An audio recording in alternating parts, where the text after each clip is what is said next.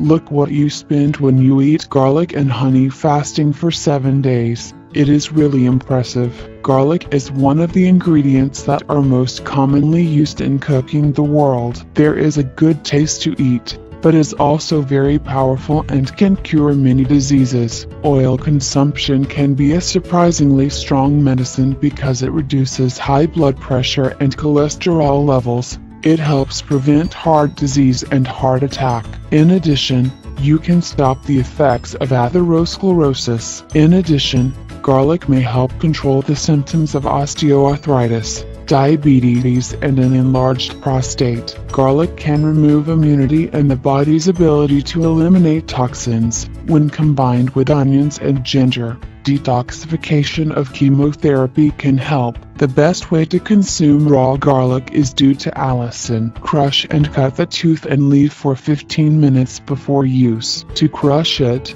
a reaction that activates the most bioavailable allicin. It should be eaten on an empty stomach because when the stomach overwhelmed with food, it is difficult to process and absorb all the nutrients from the diet.